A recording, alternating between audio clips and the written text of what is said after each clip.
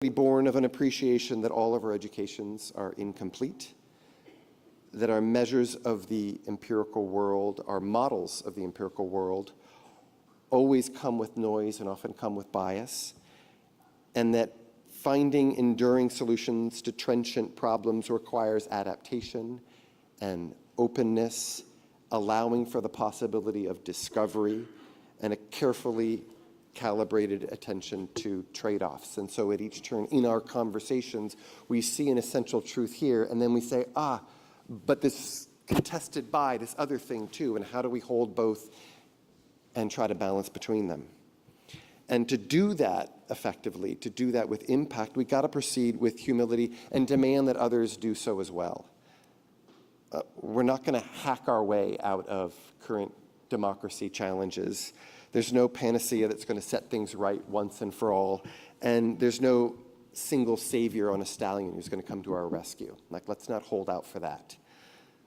Humility requires that we undertake the hard work and that we remain open to the possibility in some moments that we're wrong and that corrections are going to be needed, and we need each other to turn for guidance for those corrections. And that all along we pay close attention to the downstream effects of our worldly interventions, the effects that we may not have anticipated. But make no mistake, this kind of humility is also a source of tremendous strength. It allows us to see deeper into problems and to resist present fads and temptations and to avoid losing our way and to settle into the work at hand. And I think that's what we do here at the CLA. We settle into the work at hand. We don't have all the answers, but we also know that others don't have all the answers either. And so we make an enduring impact on the city that we love. In order to do so, we need to lift up voices, not just because it's the right thing to do, but also in order to hear and learn from what they have to say.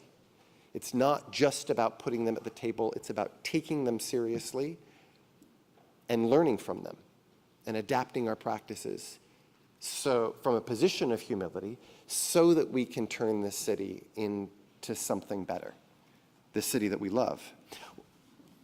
That leads me to a second conviction that derives from our understanding of the prerequisites for change and the objects that we hope will sit at the center of your leadership efforts, which is this need for work on institutions.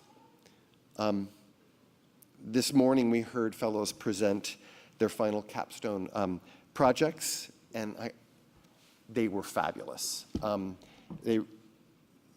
In these capstone projects, they don't merely think about large objectives that will improve and strengthen our city. They think squarely about institutional reforms that need to be adopted in order to improve our civic infrastructure so that promising policies that right now are thwarted and subverted can be meaningfully lifted up and get traction in our politics. And then moving on to think about strategy for how we actually undertake that work. And I want to just identify for everybody what these reforms were. I mean, what we heard this morning were about a tech-enabled intervention. I use the language because that's what you all, who came up with that? You got it. Tech-enabled. Tech-enabled interventions intended to augment citizen involvement in Chicago's city council. Right? How do we bring a city council closer to their population's myriad? Tech-enabled. There it is. Reforms to standardize and thereby improve the transparency and equity of the city's project development process. Efforts to reestablish a citywide Department of the Environment, one that existed before but ought to be brought back. Efforts to streamline and rationalize the event permitting process, and an effort to integrate all sorts of important public health services. The institutions that we have inherited should be seen not as objects that require preservation. That's not our task at hand. We should see them as matters of choice. And we can make different choices. And we can alter those institutions and do so in ways that lift up voices, that unleash energies, and allow for productive change moving forward. And I think that sits at the center of again, as our second commitment, along with humility, of the work that we mean to do. Such is the work of systemic, ambitious, enduring change. It's what it means to get to the root of a problem. So there they are, humility and institutional change. We're going to keep after it. What an honor to work with these people who are committed to making the city better and brighter and more promising. Dilnaz, I get to introduce you. So let me say a few words about you, Dilnaz Orich. He's the president of the WF Fund and a philanthropic advocate, a community builder, an educator, and an interfaith leader with more than 3 decades of experience in relationship building, cultural sensitivity, facilitation, spiritual engagement, and civic empowerment. A current fellow with the National Center for Family Philanthropy, Dilnaz also serves her her Chicago community as a trustee at the Catholic Theological Union, the Chicago Public Media, and the Pillars Fund. And as a vocal advocate, she is known for bringing awareness and recognition to multiple causes. She was instrumental in establishing the Community Collaboration Initiative, the Year of Learning, and the Muslim Collaborative Prizes, all of which were part of a 3-year community-based action research project hosted by Indiana University's Lilly School of Philanthropy. Thank you, Dilnaz, for being here. Yeah.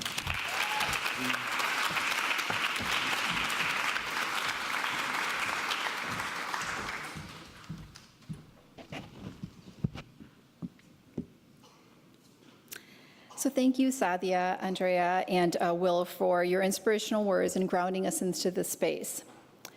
My remarks today will be focused on an African proverb that drives the work that I do with nonprofits and with philanthropy. If you want to go fast, go alone. If you want to go far, go together. Today is a tremendous day.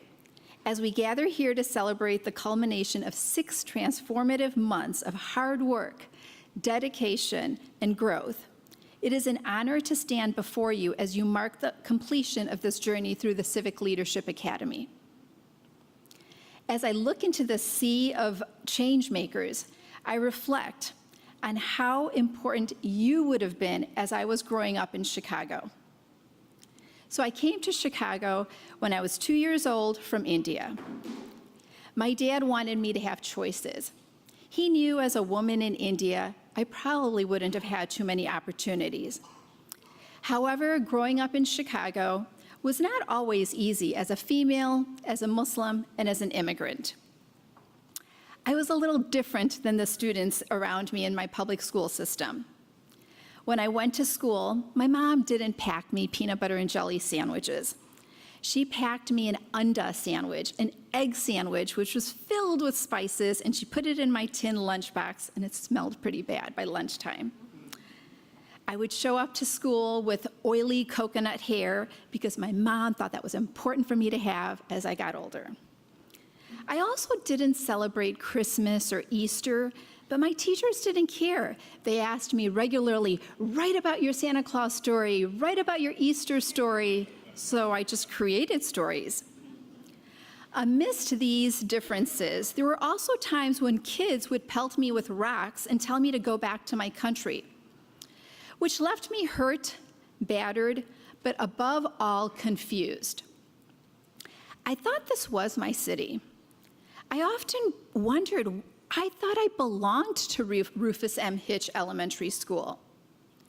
My teachers, my classmates, my neighbors, they never took time to hear my stories, to understand the culture of my dress, my food, my language, and those days still haunt me today. But they also created the resiliency and purpose that I have in the work that I do.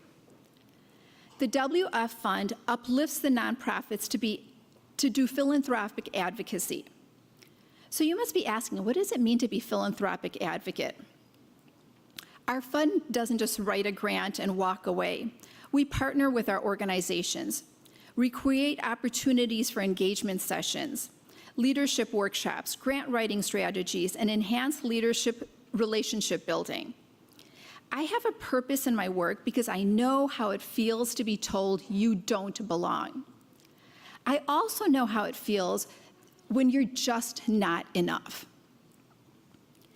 I also know as change makers, your time at University of Chicago Harris School of Policy, you have learned the importance of the partnership and creating learning engagements.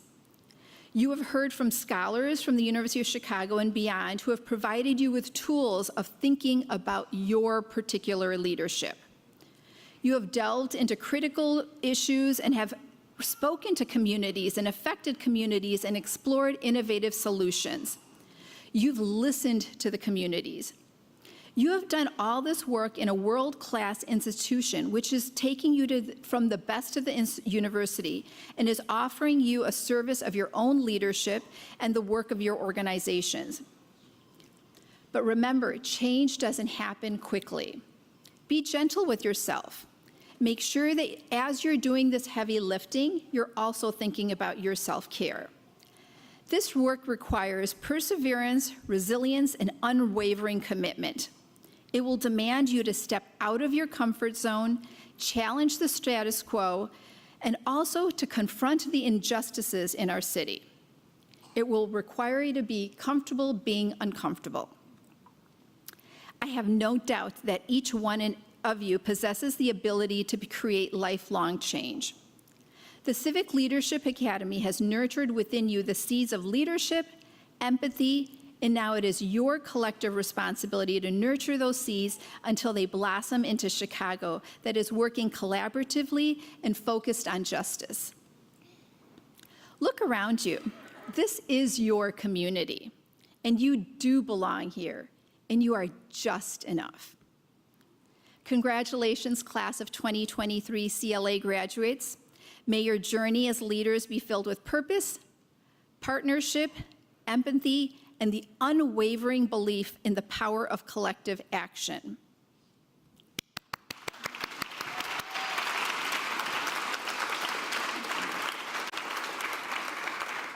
Now I get to the honor of introducing one of your graduating classmates to be our next speaker. J.C. Avalotis is a program officer at the Polk Brothers Foundation, leading arts education grant making and collaborating in the foundation's education and youth development strategies. In this work, J.C. collaborates frequently with colleagues in philanthropy, nonprofits, with the City Department of Cultural Arts and Affairs and Special Events, the Chicago Public School System, and many more. Prior to the Polk Brothers Foundation, J.C. was Director of Development at Marwin, a visual arts education nonprofit. J.C. facilitated strategic planning, shaped program evaluations, and helped launch the Complete Capital campaign that raised over $8 million. He has worked as a teaching artist and is active in Chicago's live lit community as a writer and performer and serves as a board chair with the Paper Machete Show. He serves on the local school council for Alexander Graham Bell Elementary School and is an assistant coach for his little son's Little League baseball team. JC has run 7 marathons and is a PACE group leader for the Chicago Area Runners Association Summer Marathon Training, which starts tomorrow morning. So we'll all be there. He received a master's degree in religion and the arts from Yale Divinity School and a BA from Emory University. JC.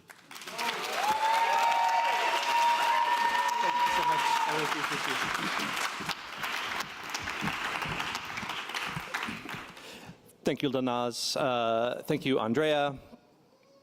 I am so grateful to be here with all of you today. So grateful for all of you, 2023 CLA Fellows. There are 3 of us in our cohort that couldn't be with us tonight, Natalie Barrera, Ricardo Lopez, and Jorge Valdivia. We are thinking of you and sending you lots of love. When I think of CLA, I am so deeply grateful. To our families sitting up there, thank you all.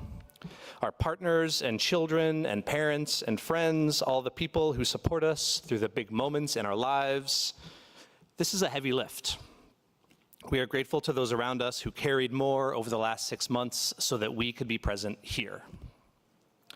Thank you to my wife, Devin.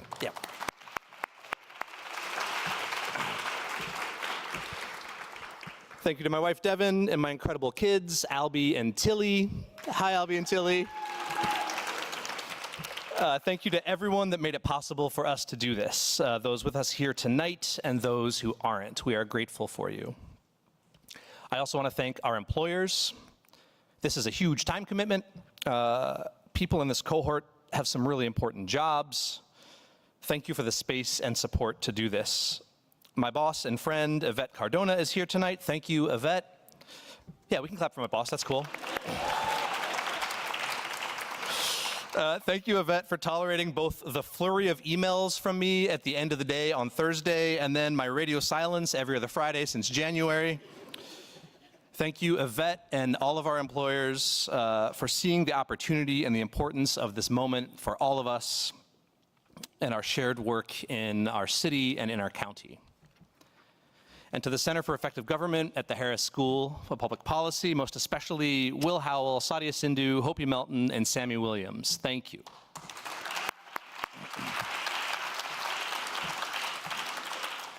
I've never been given anything like this in my career. This program has made me feel so deeply cared for. It is an extraordinary gift. This space and this time and these incredible people you surrounded us with. The amazing professors, each class that you heard about from Will, CLA alumni, and the fellows, this cohort. This is a lot of work, and you did it with grace and good humor and joy amidst very full lives and big jobs. Will and Sadia are at the top of their game, and CEG does huge stuff. Will won a Guggenheim Fellowship while we were here.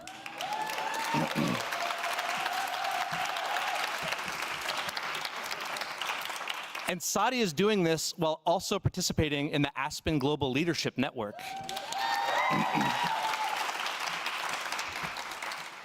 And somehow you both and the unsinkable Hopi Melton and Sammy Williams also always showed up every Friday with us and for us. We are very, very, very grateful to all of you.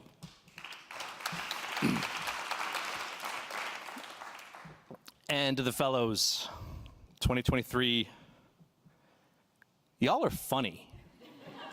Like really, really funny. When I think of CLA, I think of laughing with you all.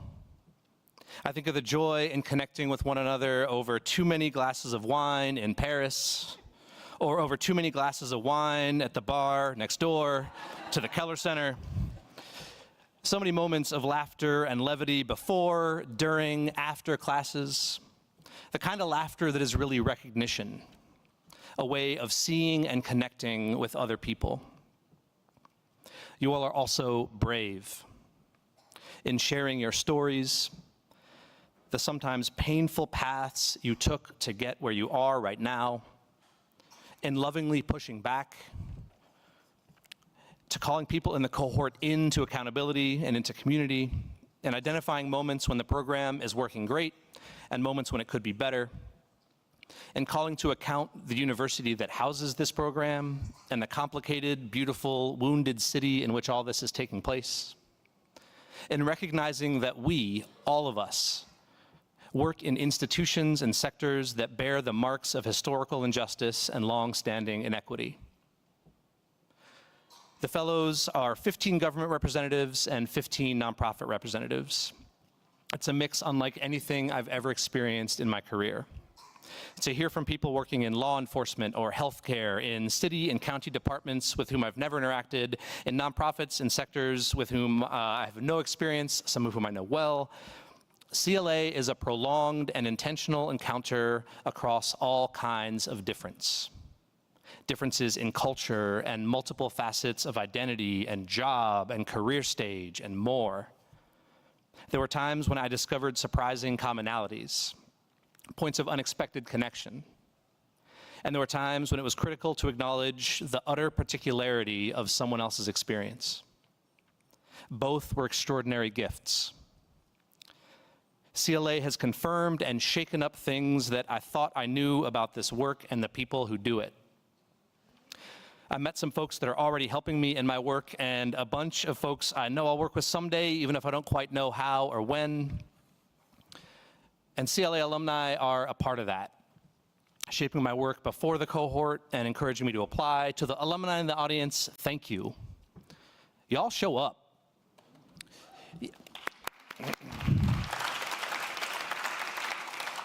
Years and years after you go through the program, you show up.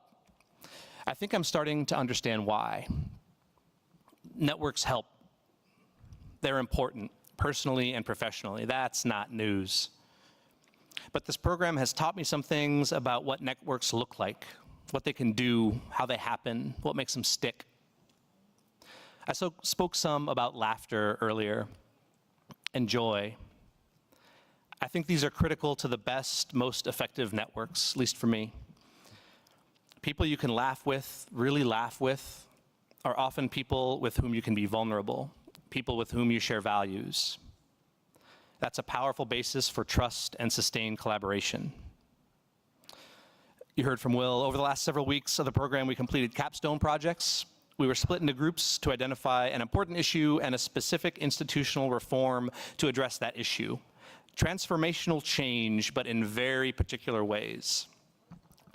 My group chose resident engagement in city government, or lack thereof, and a reform that would require buy-in from the mayor, from city council, from the city clerk, lots of others, something small. Will, Sadia, and Hopi very thoughtfully laid out a step-by-step process for each of our groups to complete our project, involving a very little bit of class time in each of the last 4 or 5 CLA sessions. Sadia would say things like, don't think too hard about this. It's pretty simple. All you're doing is identifying the change you're trying to make, who the stakeholders are, whether they're opposed or in support or neutral, and what their incentives are. You have 15 minutes. Will would say, make it transformational. Something that moves the needle, but make it specific. And choose an interesting one. Do it with gusto. He literally said the word gusto. I'm pretty sure there was a twinkle in his eye while he said it. And I felt 2 contradictory things each time my group met. I thought, this is impossible. We do not have enough time. And I also thought, this is fun. I like these people. They're smart and funny.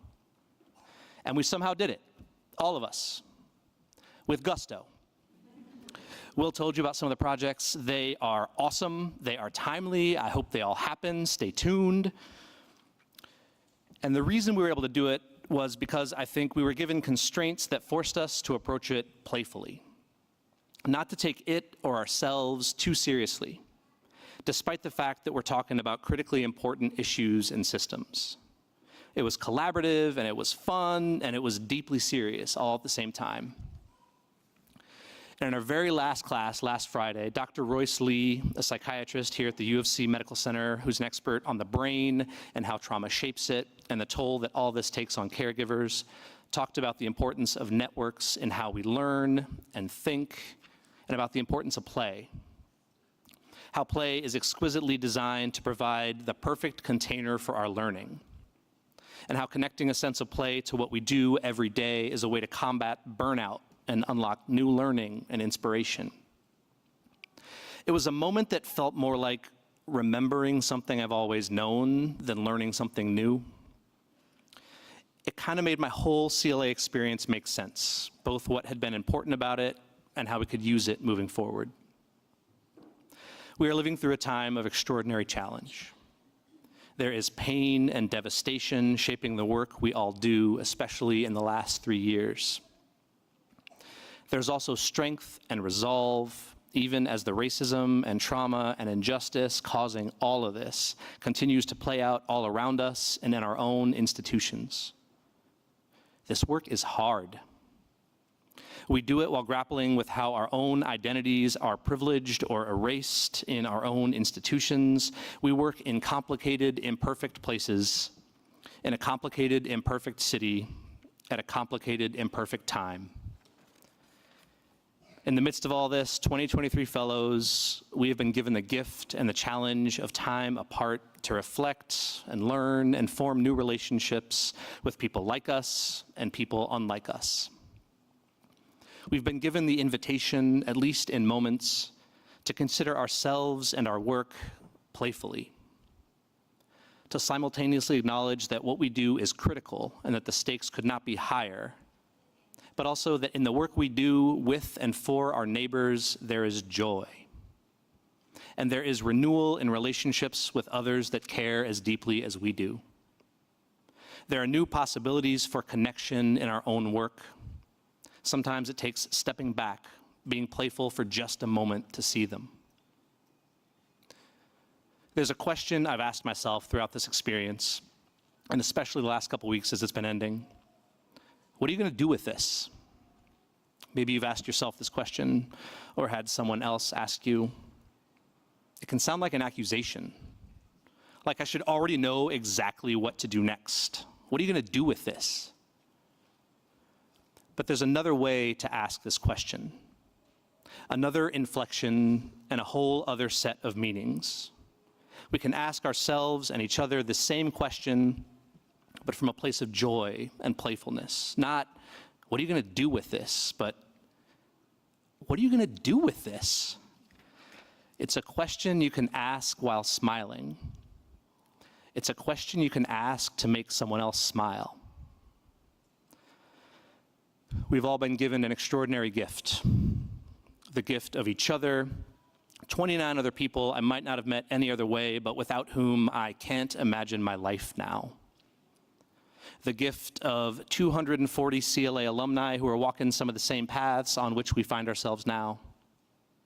The gift of Sadia and Will and Hopi and Sammy who are already working hard to find the 30 lucky souls who will receive this gift next year. My friends, for us, CLA is ending, and it's also just beginning. The work we do is serious, and the stakes are really high. Leadership is hard, and it is lonely, but it can also be playful and joyful, and a way to connect with others from the truest parts of ourselves. In fact, it needs to be. So when it gets really lonely, really uncertain, let's remind each other. Let's ask each other with a playful smile, what are you going to do with this? What are we going to do with this?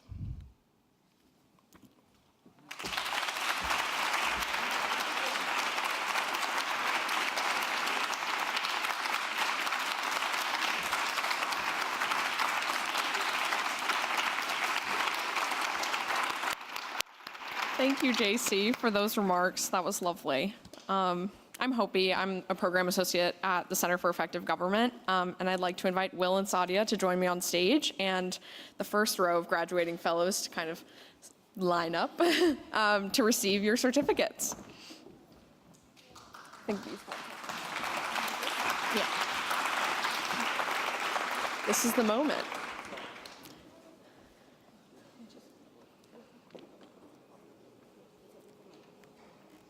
All right. First up is JCA Velotas with the Pope Brothers Foundation. Thank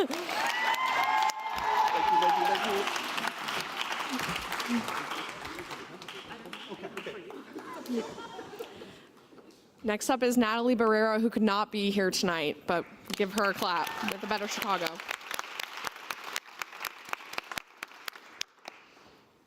Cindy Cambrai, Chicago Metropolitan Agency for Planning.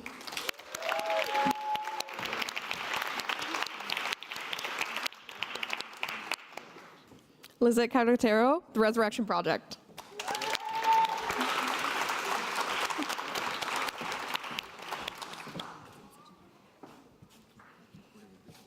Oh, doing photos. Kathy Chan with Cook County Health.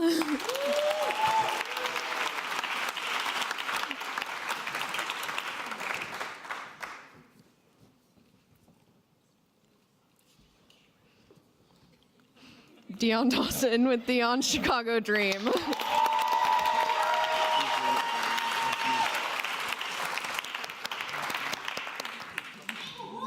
Okay. Clancy Disa with the Seminary Co-op Bookstores.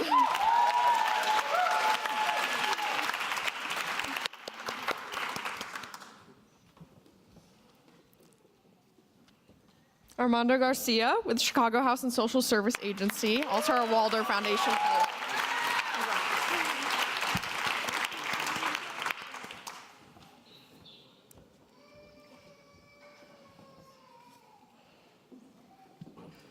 Raquel Garcia Alvarez with Forest Preserves of Cook County.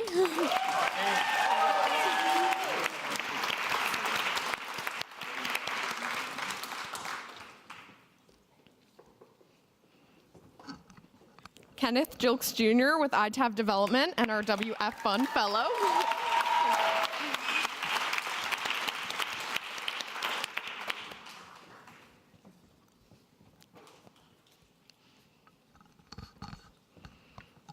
Shelley Hughes with the Chicago Public Library.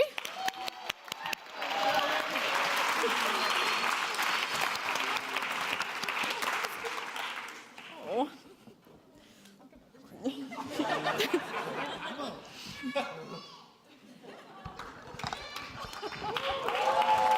Oh. Nina Idamudia with the Chicago Department of Planning and Development.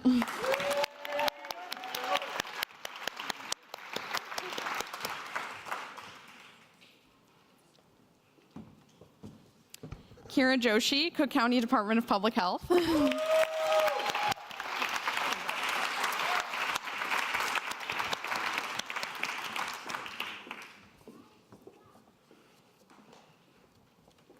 Christina Kappa, Cook County Justice Advisory Council.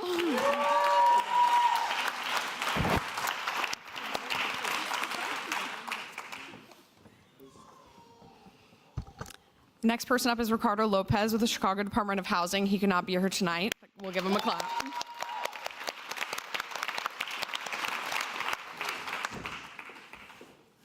Mike Martin, Cook County State's Attorney's Office.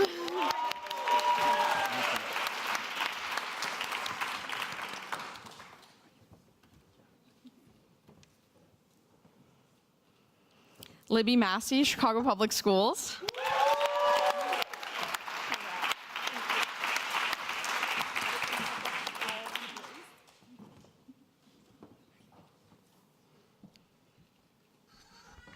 Nick Roberts Mathutis, Cook County Office of the President.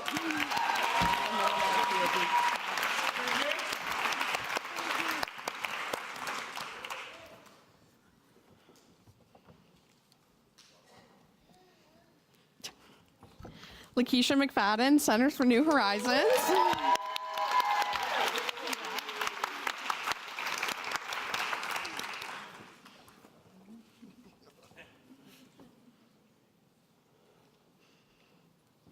Kimberly Morris, Chicago Neighborhood Initiatives. Oh, you have a big cheer.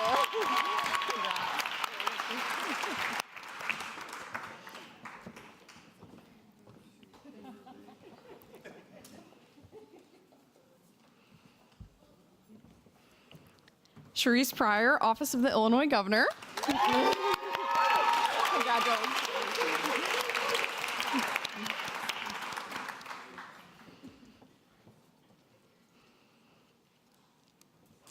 Mira Raja with P33. Congratulations.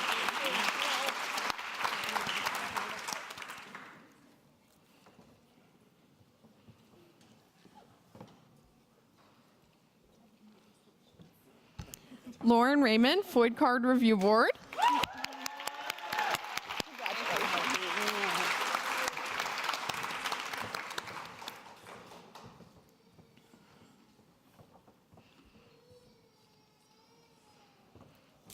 Chelsea Ridley, Open Books and Lawndale Pop-Up Spot, and our Jessica Pryor Scholar. Congratulations.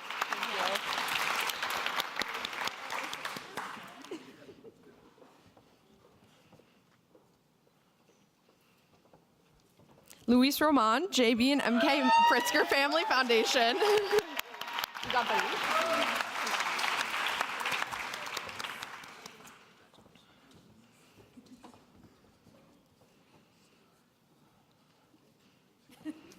Vernon Schleier, Law Office of the Cook County Public Defender. Thank you.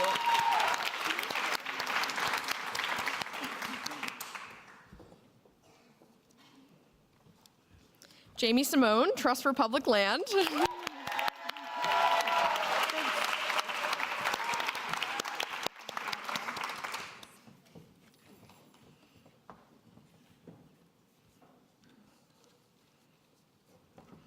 Lindsay Sloan with Brightpoint.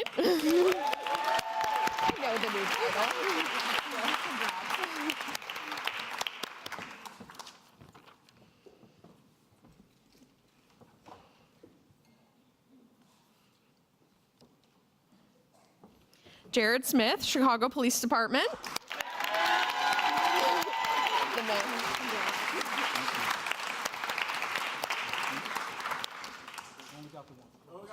Oh my God.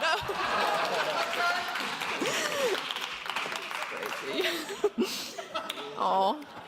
And our last fellow in the lineup is Jorge Valdivia, who could also not be here tonight, from the Chicago Theater Alliance. Claps for him. And that is CLA 2023. Congratulations. Congrats.